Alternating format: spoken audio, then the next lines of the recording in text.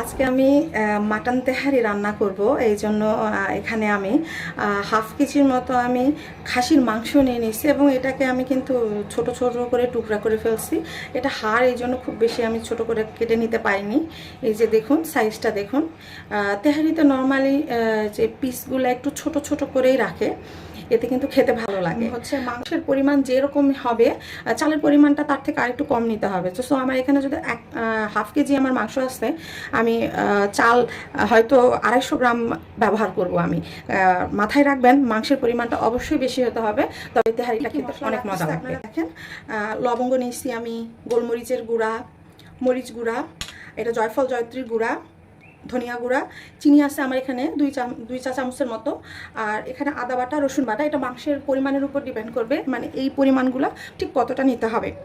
আর আমি পোলাওয়ের মধ্যে কোনো মশলা ব্যবহার করব না, এই জন্য যা মশলা লাগবে আমি একবারে মাংসতে দিয়ে আমি রান্না করে নিব। আমি এখানে 2 টুকরা দারুচিনি নিয়ে নিচ্ছি, আর হচ্ছে 2টা তেজপাতা নিয়েছি এবং সেটা আমি এইভাবে কেটে ছোট ছোট টুকরো করে নিচ্ছি।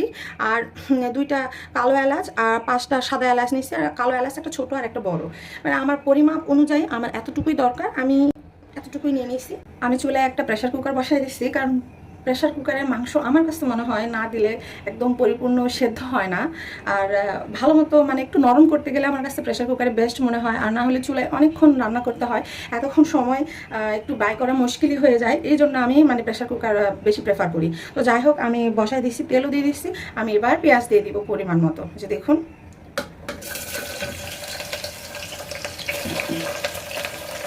ঘরে থাকা যে যা যা উপকরণ আছে আমি কিন্তু তা দিয়েই রান্না করবো আজকে। আমি কিন্তু এখানে কোনো প্যাকেট মশলা কোনোটাই ব্যবহার করব না। আপনারা চাইলে বাসায় এভাবে বানাইতে পারেন, স্বাদের কোনো হেরফের হবে না। পেঁয়াজটা আমি ব্রাউন কালার করে ভেজে নিচ্ছি। এই যে এখন আমি গরম মশলাগুলো দিয়ে দিব। এই যে গরম মশলা দিয়ে দিলাম। এবার আমি মাংসগুলো দিয়ে দিব।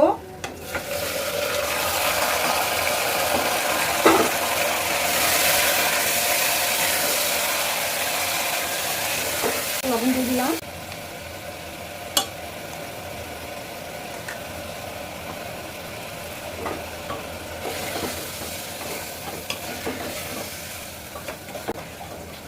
এবার আমি এই মশলাগুলো ব্যবহার করব, দিয়ে দিব আমি এই মশলাগুলো।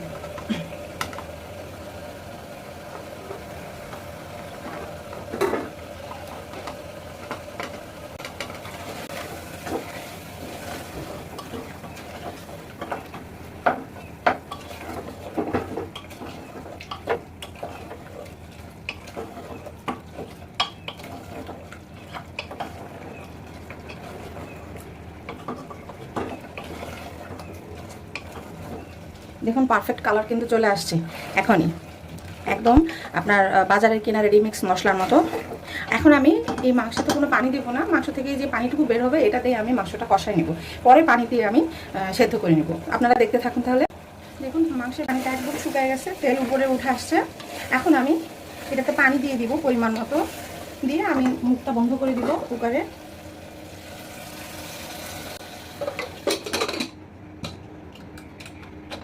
আমি মুখ আটকেই দিলাম। আর যার যে প্রেশার কুকারের যেরকম ক্যাপাসিটি সে অনুযায়ী সিটি দিয়ে নিয়ে সেদ্ধ করে নেবেন, আপনারা যে যেমনটা পছন্দ করেন।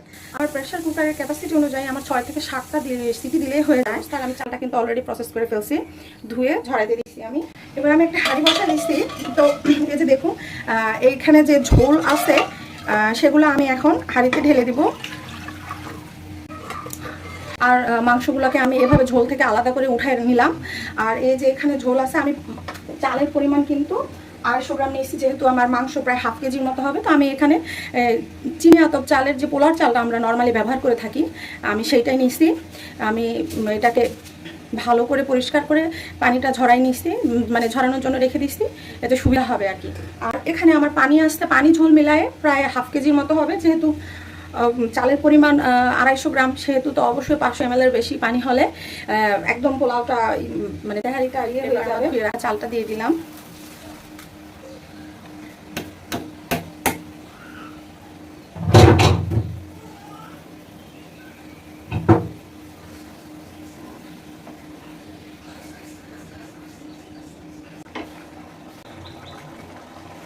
এখন আমি কিছুটা কাঁচামরিচ এভাবে কেটে নিয়েছি, দিয়ে দিব। হয়নি, লবণ কম হয়েছে, লবণও দিয়ে দিব পরিমাণ মতো।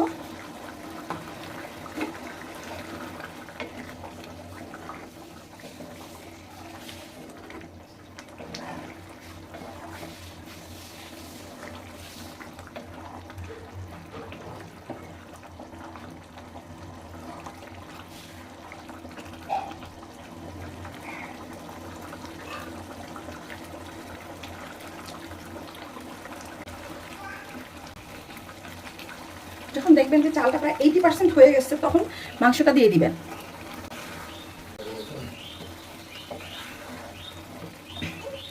এখন আমি চুলার জালটা অবশ্যই লো ফ্লেমে দিয়ে দিব। লো ফ্লেমে দিয়ে ঢাকনি দিয়ে আমি ভালো করে এটাকে আমি রান্না করি। জাল একদম আমার লোতে দেওয়া আছে, এই যে এভাবে। এখন মোটামুটি এটা দমে রেখে আমার মিনিমাম 15 থেকে 20 মিনিট বা 10 থেকে 15 মিনিটের মতো রান্না করতে হবে। তো আমি এটাকে এখন খুব ভালো করে ঢেকে দিয়ে দমে রেখে দিব। আমি একদম 10 মিনিট পর আমি এটা খুলে দেখবো যে এটা কি অবস্থা। ঢাকনা দিয়ে দিলাম, আমি এটা প্রায় দমে রাখবো 10 মিনিট। আমি ফিরে আসছি 10 মিনিট পর।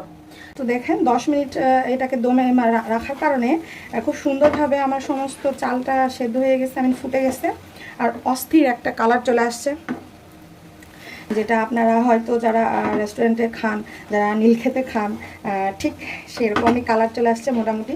এটা খেতে কিন্তু অসম্ভব মজা। আর আমার রান্নাটা হয়ে গেছে, আমি এখন চুলার জালটা বন্ধ করে আরও 5-7 মিনিটের জন্য রেখে দিব, বা সেট হওয়ার জন্য। এরপরে আমি আপনাদেরকে এটা পরিবেশন করে দেখাচ্ছি। এটা দেখতে যতটা মজা, এটা খেতে কিন্তু তার থেকেও বেশি টেস্টি। তবে সেটার জন্য আপনাদেরকে অবশ্যই বাসায় রান্না করতে হবে।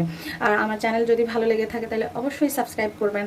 আর বেশি যদি ভালো লাগে থাকে তাহলে অবশ্যই লাইক, কমেন্ট, শেয়ার করতে ভুলবেন না।